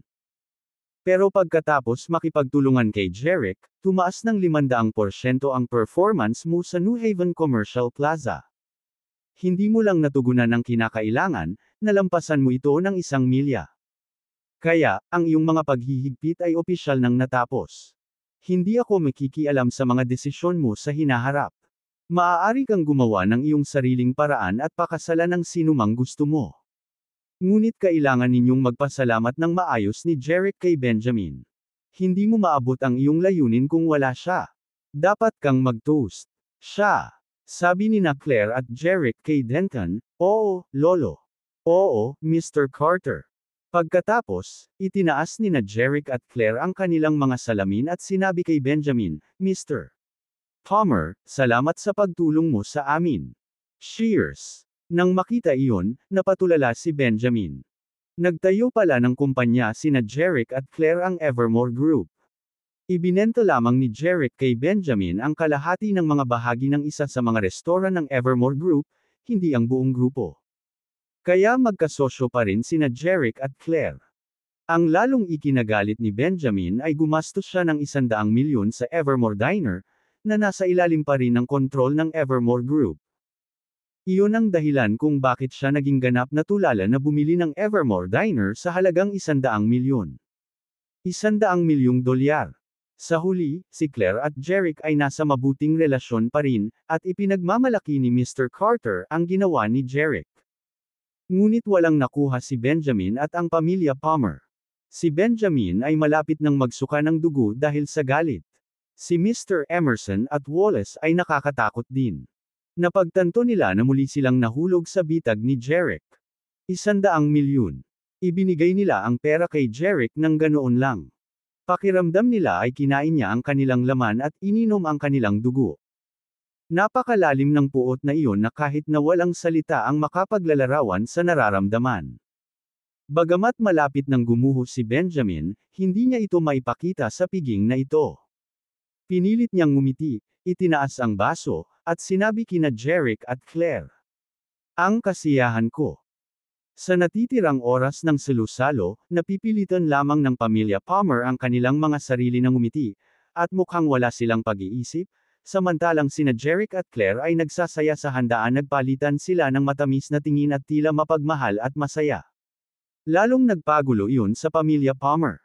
Nang sa wakas ay tapos na ang piging, binigyan ng pamilyang Palmer ang mga miyembro ng pamilyang Carter ng send-off. Pagkatapos noon, bumalik sila sa opisina sa itaas na palapag ng hotel.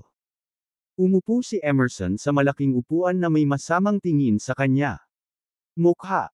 Ramdam ang kanyang galit, Benjamin at Wallace ay hindi kahit na maglakas loob na huminga. Lolo, ano ang dapat nating gawin tungkol sa 100 milyon? Maingat na tanong ni Benjamin. Si Emerson ay kumukulo sa galit. Hindi niya inaasahan na mali ang kalkulasyon niya. Sa pagkakataong ito, mas mababa ang pagkalkulan niya kaysa kay Jerick. Sana hindi niya gagastusin ang pera. Kung hindi, babayaran ko siya. Ibinagsak ni Emerson ang kanyang kamay sa armrest. Dahil sa slam na iyon, nabali at nalaglag ang kahoy na armrest sa lupa. Nagulat si Benjamin sa kapangyarihang iyon. Ang kanyang lolo ay hindi isang force martialist tulad ni Denton. Ngunit siya ay naging isang martialistang dekada na ang nakalilipas. Nakakamangha talaga ang matigas na hampas niya. Tumingin si Wallace sa kanyang ama at nag-aalalang nagtanong, magkakaroon ba tayo ng problema kapag nalaman ni Denton kung ano ang gagawin natin kay Jerick? Oo, magkakaroon ng gulo kung alam niya ang tungkol dito. Seryosong nagsalita si Emerson na may matatalas na mata. Kaya hindi natin dapat ipaalam sa mga Carters kung sino ang umatake kay Jerick. Ay upang makakuha ng.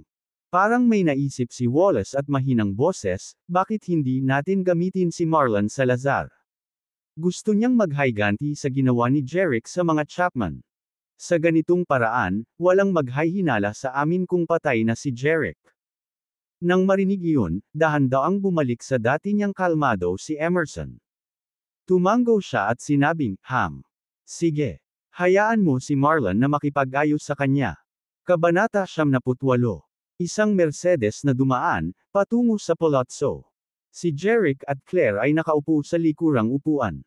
Ang driver ay ang tapat nilang bodyguard na si Gerald.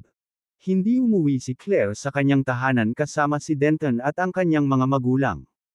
Sa halip, nasa kotse siya ni Jerick. Dahil inalis na ng kanyang lolo ang kanyang mga paghihigpit, nagkaroon siya ng kalayaan na piliin ang kanyang buhay. Kasabay nito, hindi nakikialam si Denton sa kanyang mga desisyon. Iyon ang dahilan kung bakit maaari siyang umupo sa kotse ni Jerick ngayon. She was ever the moon dahil kumita si Jerick ng 100 million mula kay Benjamin. Kaya gusto niyang makasama siya sa kotse. Sa backseat, ngumiti siya kay Jerick. Mr. Siguradong galit na galit si Emerson sa kanyang opisina ngayon. Ang mga Palmer ay dapat na galit sa amin sa pagkuha ng 100 milyon mula sa kanila. Napangiti si Jerick. Tama ka. Galit na galit siya at iniisip din kung paano ako haharapin. Habang kinakausap siya nito, nasaksihan ng kanyang God's Eye ang nangyari sa opisina ni Emerson gaya ng kung paano pinagputol-putol ni Emerson ang armrest at nang iminungkahi ni Wallace na ipadala si Marlon upang patayin siya. Siyempre, walang alam si Claire tungkol sa kanyang God's Eye. Akala niya ay nanghuhula lang si Jeric gaya niya. Huwag kang mag-alala. Boyfriend mo na ako ngayon. Kahit anong galit nila sa iyo, hindi sila maglalakas loob na gumawa ng anuman sa iyo dahil sa pamilya ko, sabi nito sa kanya. Tumango si Jeric. Alam niya na ang mga Palmer ay nag-iingat sa mga Carters, kaya hindi sila kumilos ng padalos-dalos. Ngunit ang Palmers ay maaaring magbayad ng ibang tao upang gawin ang maruming trabaho para sa kanila. Si Marlon ang taong iyon. Siya ang pinagkakatiwalaang mayordomo ng pamilyang Chapman at isang tunay na martialista. Ang mga mata ni Jeric ay kumikislap sa panganib. Mukhang kailangan na niyang alisin ang gulo na iyon. Pero wala siyang balak na patayin si Marlon. Walang alitan sa dugo sa pagitan nila, kaya hindi na kailangang patayin siya. Hindi kumikilos ng bulag si Jeric. Si Marlon ay isang nakatagong problema lamang. Wala pang balak si Jeric na patayin siya. Ang direktang pagpatay sa isang tao ang huling opsyon na pipiliin niya. Mas gusto ng mga tunay na master na pumatay ng mga tao nang hindi nag-iiwan ng bakas. Ngunit binalak ni Jeric na ipadala ang pumatay upang patayin ang taong nagpasimula ng lahat ng ito. Iyon ang gagawin ng matatalinong tao. Sa madaling salita, taong murderer na may hiniram na kutsilyo. Nais ni Jeric na ilapat ang trick na iyon kay Marlon. Ngunit hindi niya mahanap si Marlon ngayon, dahil kasama niya si Claire sa kotse. 50% T. Mr. Inimbitahan kami ni Emerson sa handaan at sinabing humingi ito ng tawad, pero gusto lang niyang ipaalam sa amin ni Lolo ang ginawa ninyo. Tuwang-tuwa si Claire kaya hindi niya napigil ang magsalita. Inisip nila na magagalit kami sa iyo at sisipain ka sa pamilya, at hindi nila inaasahan na kami ang magtatayo ng Evermore Group. Sa katunayan, ginamit ni Jeric ang kanyang God's Eye para mahulaan ang nangyari sa Atlas Hotel ngayon ng maaga. Sa makatuwid, sa araw na iyon sa opisina ni Claire, sinabi niya sa kanya ang kanyang plano ng maaga. Alam niya ang plano. Kaya naman, nang paulit-ulit na ipinaalala ni Benjamin kina Claire at Mr. Carter na ibinenta na ni Jeric ang restaurant, mahinahon silang tumugon. Mahuhulog si Benjamin sa bitag at sasabihin na handa siyang magbayad ng 100 milyon para sa kalahati ng shares ng Evermore Diner at hindi niya ito pinagsisihan. Gaya ng inaasahan ni Jeric, paulit-ulit na ipinakita ni Benjamin ang kanyang katapatan kay Claire at sa pamilyang Carter sa piging at ipinakita ang kanyang pagpayag na magbayad ng 100 milyon para sa restaurant. Ngunit nang marinig niya ang tungkol sa Evermore Group at napagtanto na siya ay nasa isang bitag, maaari lamang siyang magdusa sa katahimikan. Pagkatapos ng lahat, napatunayan na niya ang kanyang pagpayag.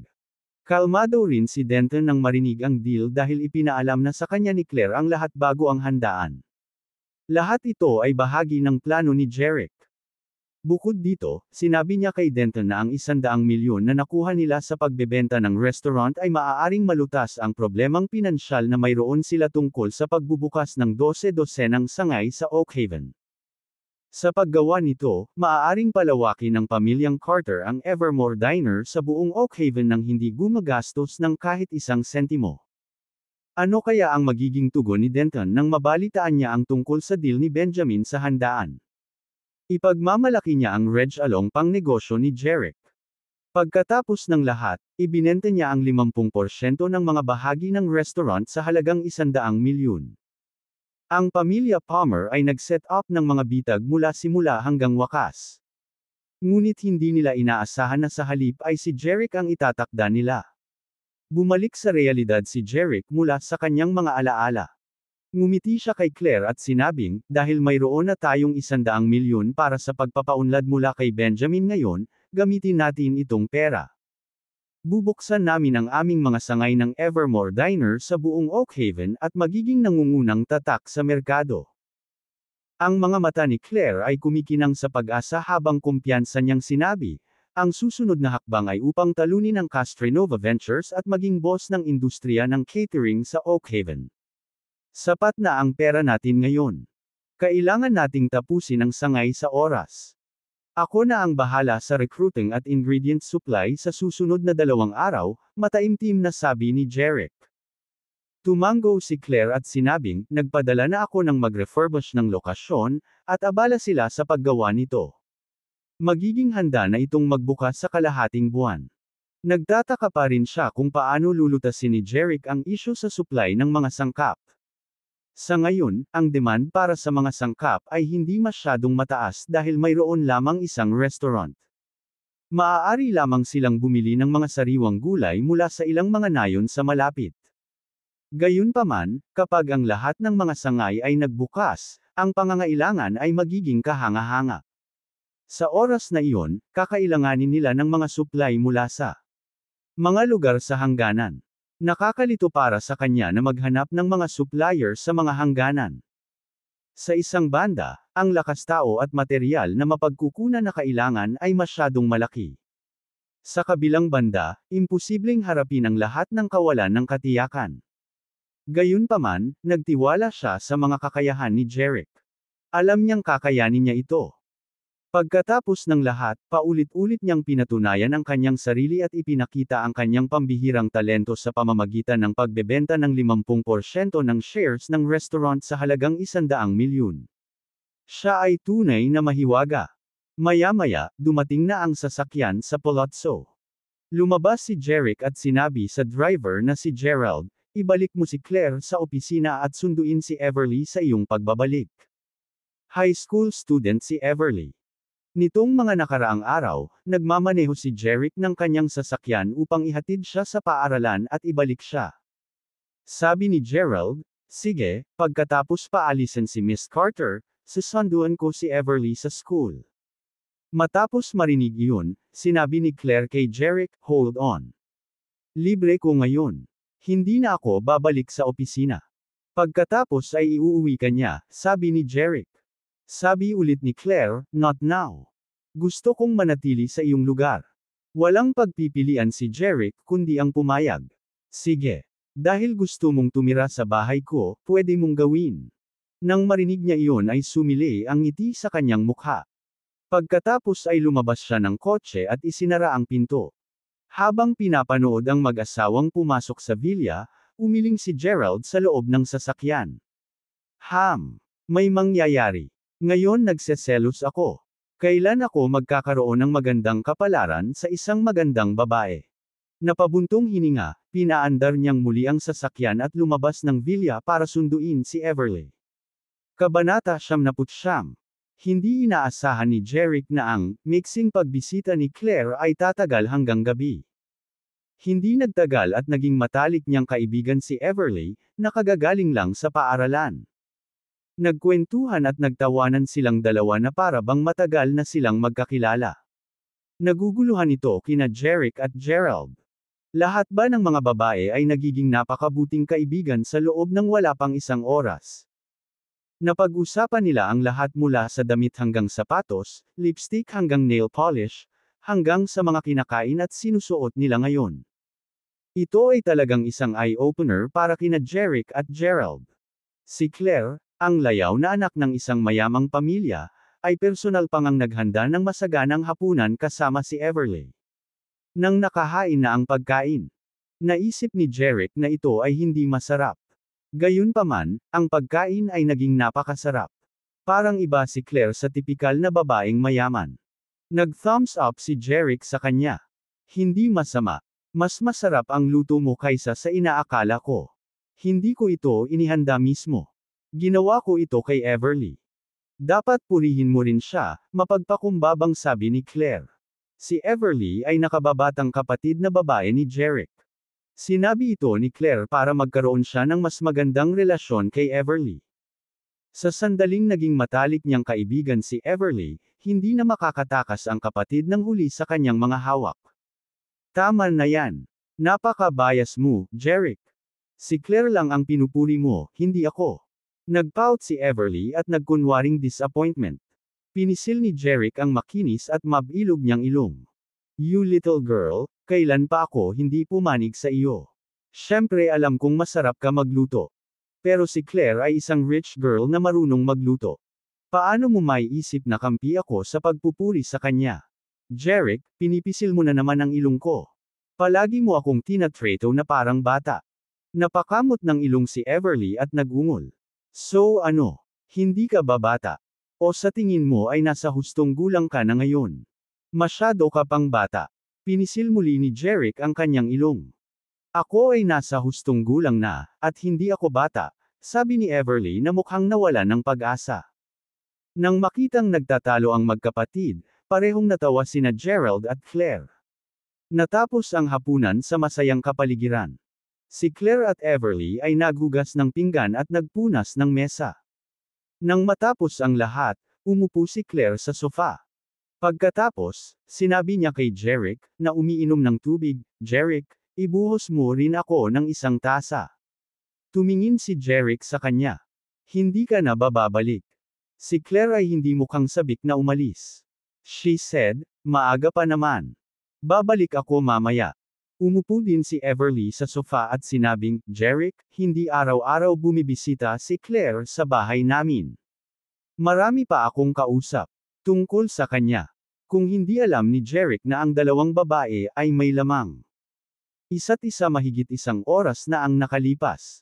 Iisipin niya na dati na silang magkaibigan. Ang pagkakaibigan sa pagitan ng mga babae ay napaka-magical. Ginampanan ni Jeric ang tungkulin ng nakatatandang kapatid at sinabi kay Everly, pumunta ka sa iyong silid at mag-aral. Wala siyang pagpipilian kundi sumang-ayon ng may pag-aatubili, okay. Nilingan niya si Claire at sinabing, Claire, akyat muna ako. Napangiti si Claire. Sige. Saka lang umakyat si Everly. Ubu, magaspang, maliligo ako, sabi ni Gerald. Ang pananatili sa sala ngayon ay gagawin lang siyang third wheel. Hindi na niya hinintay ang sagot nila, umakyat siya sa itaas. Nagkibit-balikat si Jeric, hindi alam kung ano ang pinagkakaabalahan ni Gerald. Ipinagpatuloy niya ang pag-inom ng kanyang tsaa at paglalaro sa kanyang telepono. Uminom si Claire ng kanyang tsaa habang paminsan-minsan ay sumulyap sa kanya. Kung may sasabihin ka, sabihin mo lang. Huwag mo na akong titigan. Sabi ni Jeric nang hindi tumitingin mula sa kanyang telepono. Hindi inaasahan ni Claire na malalaman niya na sinisilip siya nito, ngunit agad niya itong itinanggi. Ako, tignan mo. Tinitingnan ko lang ang iyong palamuti sa bahay. Hindi masama. Binigay sa akin ni Christine ang lugar na ito. Ang palamuti ay ang kanyang obra maestra, sabi ni Jeric. Jeric, nine-love ka ba kay Christine habang nagpapanggap na couple sa kanya? Tanong ni Claire, sinusubukan siya. Hindi sumagot si Jeric. Sa halip ay tumingin siya ng diretso kay Claire. Nine-love ka ba sa akin dahil nagpanggap akong boyfriend mo? Natigilan si Claire. Hindi niya inaasahan ang ganoong tanong mula sa kanya. Nabalik siya sa realidad. Isang bahagyang pamumula ang lumitaw sa kanyang mukha, at pagkatapos ay sinabi niya, hindi ko alam kung ano ang sinasabi mo. Titingnan ko si Everly. Umakyat siya sa hagdan at nawala nang wala sa oras. Gusto siyang pigilan ni Jeric na istorbohin si Everly sa pag-aaral, ngunit wala na siya. Tumanggaw siya at nagpatuloy sa paglalaro ng phone niya. Halos 9:00 na ng gabi. Bumaba si Gerald at sinabing, Gomor, pupunta ako sa Evermore Diner para sunduin ang mga magulang mo ngayon. Gusto mo bang pabolaikan ko si Miss Carter? Tumingin si Jeric sa itaas at bumantong hininga. Kalimutan mo na. Hindi ko akalain na aalis siya ngayong gabi. Maaari kang magpatuloy. Isang makahulugang ngiti ang sumilay sa mukha ni Gerald. Oh, ibig sabihin ba nito ay magkakaroon ka ng magandang gabi kasama si Miss Carter ngayong gabi? Gerald, mukha ba akong ganoong klaseng lalaki para sa iyo? Gentleman ako. Matutulog na si Claire kay Everly. Tumingin sa kanya si Jeric na may halong pang-aalipusta. Hindi nakaimik si Gerald. Jeric, isang gentleman. Ba? Alam ni Gerald na may nararamdaman si Jeric para kay Christine ngunit mayroon din siyang unang pag-ibig na si Lillian Morales. Maya-maya, si Claire din ang magiging babae ni Jeric. Fine, fine. Sana tuparin mo ang iyong salita, Ginoo. Alis na ako, sabi ni Gerald at lumabas ng villa. Maya-maya ay may narinig na tunog ng sasakyan mula sa labas habang papaalis si Gerald. Sa loob ng villa, napabuntong hininga si Jeric at sinabi sa sarili, hindi ko masisisi si Gerald sa hindi niya paniniwalang gentleman ako. Kahit ako hindi ako naniniwala doon. Gayunpaman, gaano man kaganda si Claire o gaano kaganda ang gabing iyon, walang anumang nangyayari sa pagitan nila ngayong gabi. Iyon ay dahil kailangan niyang makipagkita sa ibang tao. Na ang isang tao ay wala o maliban kay Marlon. Mawawalan siya ng gintong pagkakataon kung hindi siya pupunta. Tumingin si Jeric sa itaas. Iyon ang pagitan nila ni Claire ngayong gabi. Lumabas siya ng villa, sumakay sa kanyang Mercedes, at umalis. Kabanata 100. Sa isang hillside villa sa labas ng mga suburb ng Oakhaven. Ang sala ay nagliliyab sa mga ilaw. Isang matandang lalaki na kulay abo ang sumasagot sa isang tawag sa sofa, mukhang Saul. Ang matanda ay si Marlon Salazar. Na may seryosong ekspresyon, sinabi niya sa telepono, Mr. Palmer, huwag kang mag-alala. Hahanap ako ng pagkakataon para maalis si Jeric sa lalong madaling panahon. Pagkatapos ay ibinaba na niya ang telepono. Ang kanyang mga mata ay kumikislap sa isang matinding liwanag. Ang tawag ay galing kay Wallace, na isa lang ang sasabihin. Nais niyang makahanap ng pagkakataon si Marlon para mawala si Jeric. Pagkatapos ay aayusin niya si Marlon Salazar at Marco Chapman na ipadala sa Amerist.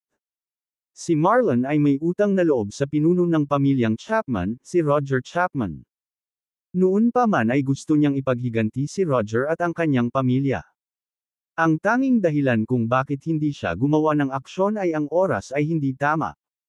Ngayon, gusto ng pamilyang Palmer na patayin niya si Jeric sa lalong madaling panahon. Ipapadala nila siya at si Marco sa Amerist pagkatapos ng trabaho. Nangangahulugan ito na wala siyang dapat ipag-alala. Nagpasya siyang kunin ang panganib.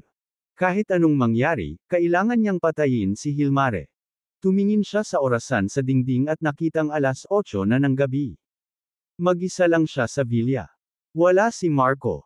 Mula nang utusan sila ni Benjamin ni Marco na lumipat mula sa tirahan ng Palmer patungo sa villa sa bundok na ito sa mga suburb, hindi na kinaya ni Marco ang pangungulila sa pagiging nasa kanayunan. Siya ay bumibisita sa mga bar sa Oakhaven gabi-gabi para ilabas ang kanyang mga pagkabigo. Hindi siya babalik hanggang hating gabi. Dinampot ni Marlon ang baso sa mesa at nagsalin ng isang baso ng alak. Akmang hihigop na siya ng alak, narinig niya ang tunog ng sasakyan sa labas. Iniisip niya kung nakauwi ba si Marco ng maaga ngayong gabi. Gayunpaman, naramdaman niyang imposible ito. Mahigit 1 oras pa lang mula nang umalis si Marco papuntang bar sa syudad. Walang paraan na babalik siya ng ganoon kabilis. Na nag-iwan lamang ng isang posibilidad. May dumating mula sa pamilya Palmer. Kakaunti lang ang pupunta sa villa na ito na matatagpuan sa kalahati ng bundok sa labas ng lungsod. Sa tagal niya rito, dadating lamang ang pamilya Palmer para padalhan sila ng pagkain at iba pang pangangailangan. Kaya naman naisip ni Marlon ang mga Palmer nang makarinig siya ng tunog ng sasakyan sa labas. Ibinaba niya ang baso at bumangon, handang tumingin sa labas. Sa hindi inaasahang pagkakataon, may pumasok na tao sa pinto. Nang makita ni Marlon kung sino iyon, may kumislap sa kanyang mga mata. Naging malamig ang buong ekspresyon niya. Si Jeric iyon. Anong ginagawa ni Jeric dito? Pumunta ba siya dito kasama ang mga eksperto mula sa pamilya Carter? Pagkatapos ng lahat, si Marco ay nagtago ng mga larawan ni Jeric at Claire. Sinabi pa niya kay Benjamin na mag-asawa sina Jeric at Christine. Ginamit pa ni Benjamin ang ebidensyang ito para itulak si Jeric sa isang dead end. Higit pa rito, sinabi sa kanya ni Benjamin na si Mr. Carter ay nagalit kay Marco dahil sa pag-frame ni Jeric at Claire. Galit na galit ang matanda na gusto niyang makaganti sa kanila ni Marco. Sa makatuwid, ang una niyang naisip nang makita si Jeric ay ang kanyang address ay nalikat na si Jeric ay nagdala ng mga eksperto mula sa Carters upang ayusin ang iskor sa kanya. Huwag kabahan. Dumating akong mag-isa. Ngumiti si Jeric kay Marlon. Napatikip ng tainga si Marlon. Sigurado, wala siyang ibang naririnig sa labas. Ang kanyang ekspresyon ay lumuwag din. Walang mga eksperto sa pamilya Carter, si Jeric lang, natural, hindi kailangang kabahan si Marlon. Bagkus, naramdaman niyang parang si Jeric ay pumasok sa isang bitag. Sa pagkakataong ito, hindi na makakataka si Jeric sa kanyang mga hawak. Hindi ako makapaniwala na natagpuan mo ang lugar na ito at pumasok ka pa ng mag-isa. Isang malamig na ngiti ang sumilay sa mukha ni Marlon. Si Jeric ay tila walang pakialam sa kanyang banta. Pumunta siya sa sofa sa sala at umupo. Pagtingin kay Marlon, tinanong niya, "Tinawagan ka lang ni Wallace para patayin ako, di ba?" Nagulat si Marlon, ngunit hindi ito pinakita. Paano nalaman ni Jeric ang tungkol sa tawag ni Wallace? Gayunpaman, hindi ito masyadong pinag-isipan ni Marlon. Tumingin siya kay Jeric at malamig na sinabi, "Alam mo gusto kitang patayin. Bakit mo ginawa? Lumakad ka mismo sa bitag na ito. Dapat may death wish ka." Ngumiti si Jeric, ngunit hindi agad nakasagot. Dinampot niya ang baso sa mesa at ibinuhos sa sarili ang isang tasa ng alak. Sumimsam siya bago tumingin kay Marlon. Hindi ako nandito para mamatay. Nandito ako para iligtas ka sa nalalapit mong kamatayan." Natigilan si Marlon ngunit hindi nagtagal ay humagalpak siya ng tawa. "Sa tingin mo ba matatakot mo ako sa ilang salita lang?" Biglang tumigil ang tawa niya at napuno ng killing intent ang mga mata niya. Tumingin siya kay Jeric at sinabing, "Ginawa mong bangkarota ang pamilya Chapman, at ipinakulong sina Mr. at Mrs. Chapman. Ipapadala kita sa impyerno bilang kabayaran." Itinaas ni Marlon ang palad niya para tamaan si Jeric. "Maghintay!" Sigaw ni Jeric. Sinaman siya ng tingin ni Marlon. "Ano? Mayroon ka bang huling mga salita?" Ngumisi si Jeric. "Marlon, akala mo talaga mapapatay mo ako? Masyadong mataas ang tingin mo sa sarili mo. Bakit sa tingin mo ay buhay ka pa? Alam ko kung saan ka nakatira. Kung sasabihin ko sa mga Carters, sa tingin mo magkakaroon ka ba ng pagkakataong patayin ako dito? At kung papatayin mo ako, sa tingin mo ipapadala ka talaga ni Wallace sa Ameris? Itatapon ka lang nila sa dagat at papakainin ang mga petang." Hindi napigilan ni Marlon na sumimangot. Paano nalaman ni Jeric na ipapadala sila ni Wallace sa Ameris? Ikaw. Bukod dito, tama si Jeric. Dahil alam ni Jeric kung saan siya nagtatago, hindi na kailangang ipadala ni Jeric ang kanyang sarili sa kamatayan. Ang kailangan lang niyang gawin ay ipaalam sa pamilya Carter, at agad na ipapadala ni Denton ang kanyang mga eksperto upang patayin siya. Ito ang dahilan kung bakit agad naghinala si Marlon. Tumingin siya kay Jeric, "Ibig mong sabihin, papaalisin kami ni Wallace ni Marco kapag pinatay ka namin?" Tumango si Jeric. "Tama na. Sa ganoong paraan, mawawalan ng scot-free ang pamilya Palmer pagkatapos kong mamatay. Itutulak nila ang lahat ng sisihin sa iyo. Masakit na parang hindi sila kasali. Ikaw ang scapegoat ng pamilya Palmer. Kapag napatay mo na ako, iiwan ka nila." Naningkit ang mga mata ni Marlon. "Bakit ako maniniwala sa iyo? Hindi ba natin malalaman kapag sinubukan natin?" Ganti ni Jeric. "Paano?" Kumunot ang noo ni Marlon. "Tawagan si Wallace at sabihin sa kanya na dinala mo ako dito. Tanungin mo siya kung ano ang gagawin sa akin," sabi ni Jeric. "Ano ang susunod?" Tanong pa ni Marlon. "Sasabihin niya na may ipapadala siya. Kapag nakumpirma ng kanyang lalaki na ako ay nasa iyong mga kamay, patahimikin niya kaming lahat at sunugin pa ang villa na ito," sagot ni Jeric. Dagdag pa niya, gusto ni Wallace na sirain ang lahat ng ebidensya. "Siyempre, kahit na malaman ng mga pulis kung sino tayo, may mga magsasabing ibinaba mo ako sa iyo dahil lang sa alitan ko sa pamilyang Chapman." Si Marlon ay hindi lubos na kumbinsido, ngunit hindi na siya determinado na patayin si Jeric gaya noong una. Alam niyang kung tama si Jeric, hindi lang siya magiging chess piece, kundi mamamatay din ng hindi alam kung bakit. Kinuha ni Marlon ang phone niya sa table at tumawag. Maya-maya ay nakonekta na ang tawag at narinig ang boses ni Wallace. "Marlon, may problema ba?" Sabi ni Marlon, "Mr. Palmer, meron ako. Nasa villa ko siya ngayon. Dapat ko na ba siyang patayin ngayon?" Hindi, huwag. May ipapadala ako ngayon. Huwag mo pa siyang patayin. Mukhang nagulat ang boses ni Wallace sa telepono. Oo, Ginoong Palmer. Hihintayin ko yung lalaki mo. Pagkatapos noon ay ibinaba na ni Marlon ang telepono. Lumalim ang kanyang pagkunot ng noo. Ito ay dahil tama ang hula ni Jeric. Matapos marinig ni Wallace na nahuli niya si Jeric, sinabi niyang magpapadala siya. May dumaan. Hindi ba ito masyadong nagkataon?